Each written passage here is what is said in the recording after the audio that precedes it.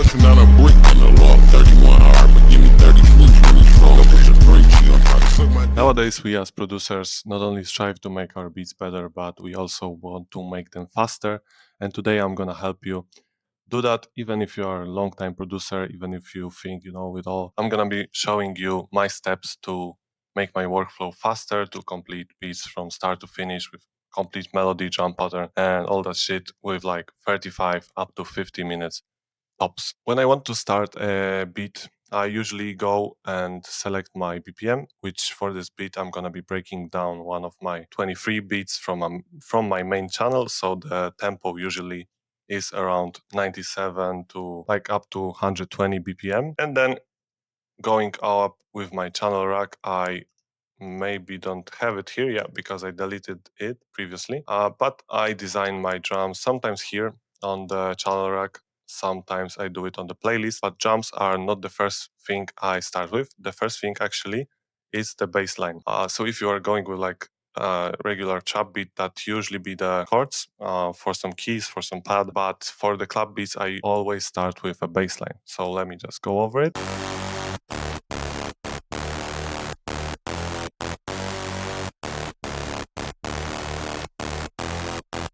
So I treat my bassline as the building ground for my beat. So without it would be really hard to come up with other melodies that are complementing the bassline. And just selecting like in this pattern right here, you can see there are just 4 notes playing, which is it goes from G to D sharp to D to D sharp again, and then it's F. So with these 4 notes, we have a good foundation. It has to be like the melody, the chord progression has to be catchy and simple so the rapper can just quickly freestyle over it. Then as selected here, I have to do it with one hand because I have to hold the mic in my second hand. So I usually go for some kind of lead, which is the main melody that's just gonna be stuck in the head of the listener. And then I layer it. When I design the lead melody, I layer it often with at least like 1 extra to 2 extra sounds. We have 3 here. So just to show it with the bass maybe, let me just mute the other tracks. And you also see the bass is layered too. So we have two layers, one sub bass and one main bass. We will be going over this later. This is without any extra layers. This is just one layer.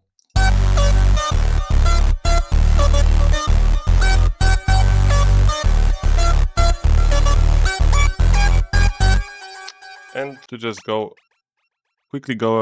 over this melody, nothing really special here, just sharp notes playing, alternating between one another, and little like alternation here at the end of the pattern.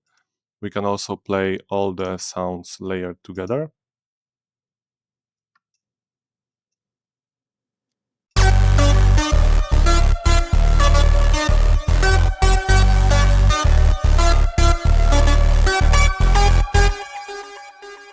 So when we listen carefully, especially if you have some kind of headphones or like better speakers, you will see and hear the depth that the other sounds give. And also you can rotate them. As I'm gonna show in the next steps, you can rotate them between 9 bars.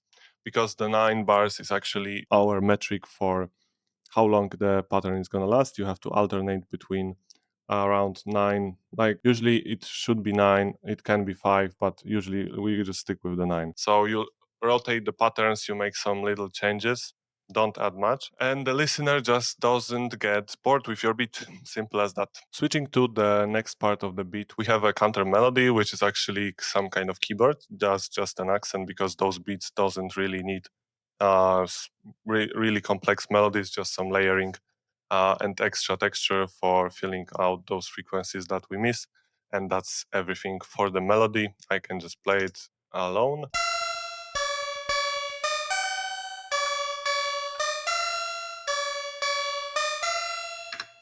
Without any extra sounds, it doesn't really make much sense, but let's listen to the whole part.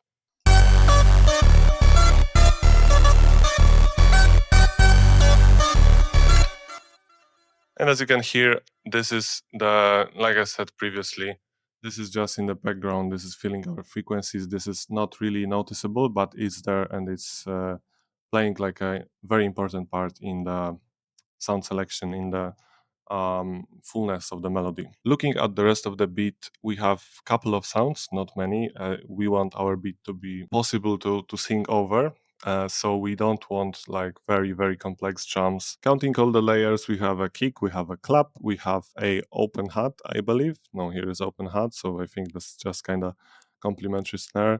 We have a chant and we have a hi-hat. So 1, 2, 3, 4, 5, 6. 6 drum sounds is enough. Yeah, even like 4 and you would be fine. I'm gonna be also making a breakdown if this video does good of my most viral beat, which has only like 3 or 4 drum sounds. So that's possible to make crazy reviews without like any complexity, because the rapper does not want complexity. You have to take the in consideration that someone is gonna sing over this beat. With drums, it's also important to look for pockets and not overwhelm the beat with the drums. So let me just play it with the bass.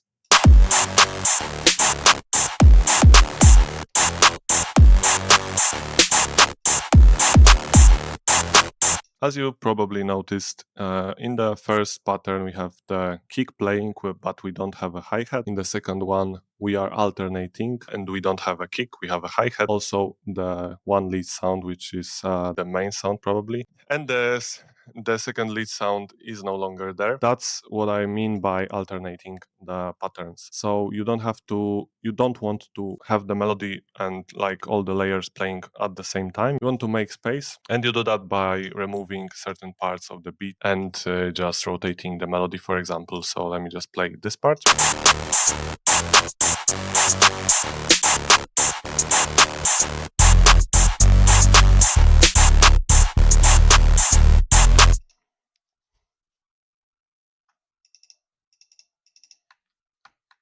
And also a couple extra arrangement tips that can make your beat interesting is gonna be like playing with your tags, with your producer tags. Here's my first one. Let me just... Vain. I hate in vain. Yeah, this is the second one. Is a certified bass grinding. And here are down filters, which just add the white noise to the beat. That is also like kind of trick the people that make EDM use. So you do that to feel the high end. On the contrary, like with the melodies, you want to fill in the high end with the white noise, and it can produce like this also the fullness, but this retro sound. And here, like couple crashes. And on the first bar, there is no drums playing, which creates this like nice effect of transitioning between parts. So let me just play maybe the intro of the beat. I hate in vain.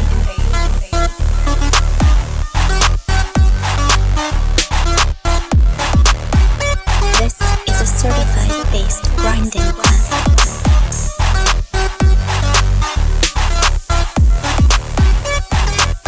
So the best part is I don't have to make all the 65 bars unique. I just make 4 sections, which are divided by like 10, 9, 17, 25, and then 33, as you can see, and just rotate all my sounds. So I lay out all my sounds in the first 9 bar and create these 4 different patterns where I just alternate. Like there are parts where I take off the hi-hat, where I take off the kick. Here is just like bass playing and counter melody, and I just copy it over once again. Here, arrangement done.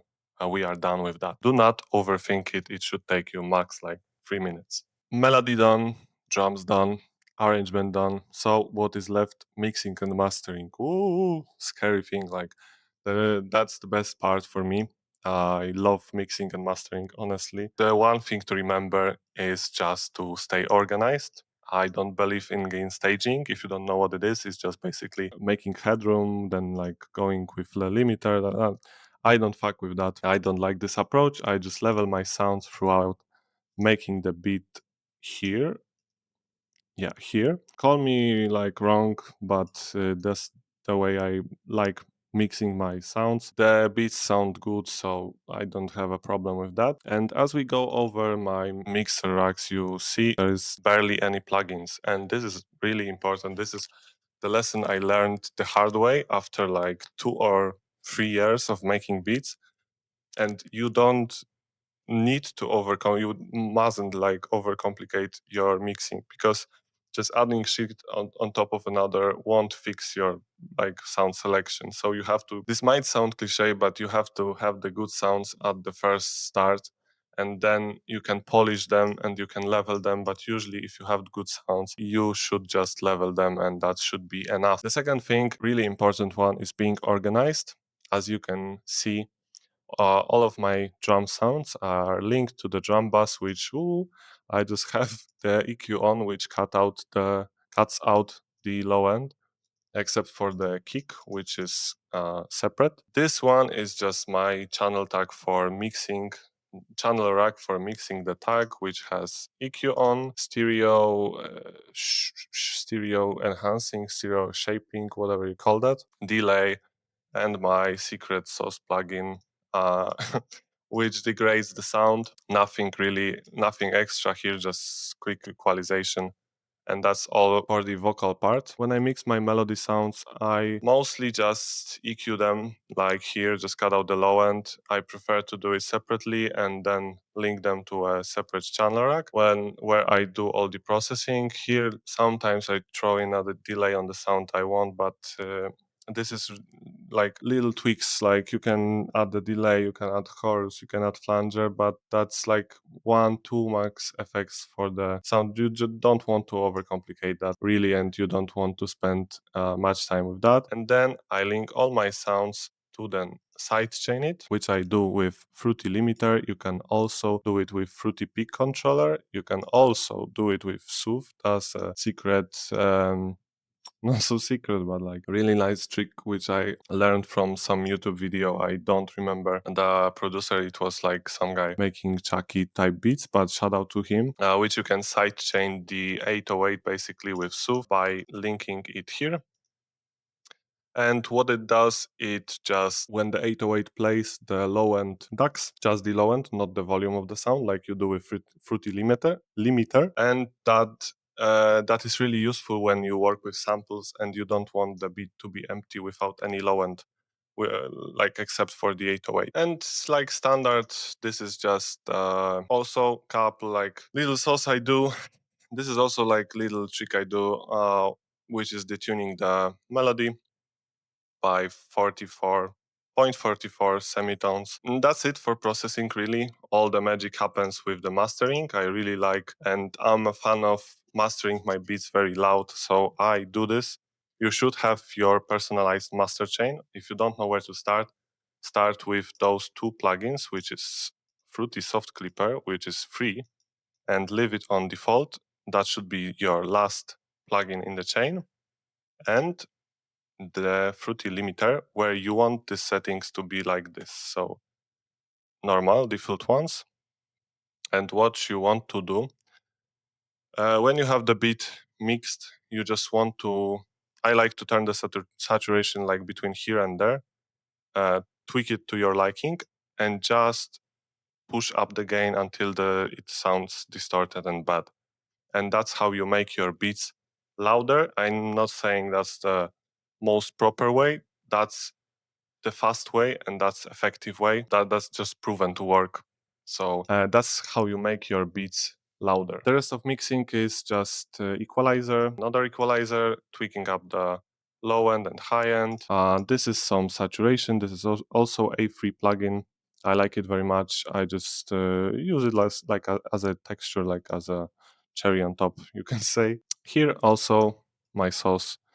Don't leak it, don't tell anyone I told you. And sometimes I'm experimenting with this 20 hertz and 18k hertz cut, which sounds good on some beats, sounds bad on some different. I just can turn it off or simply remove it, and that's it.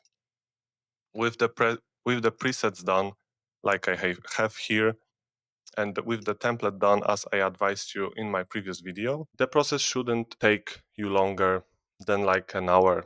If you got really skilled, I'm not like the best one in making melodies, I'm good at making drums and mixing, but if you really are going methodically and have your own systems in place, this shouldn't take you longer than the time elapsed, like 30 minutes or so. I hope this video helped you. If you got any more questions, please leave it in the comments. I'm here to help. I want you to understand this process and make it really simple for you.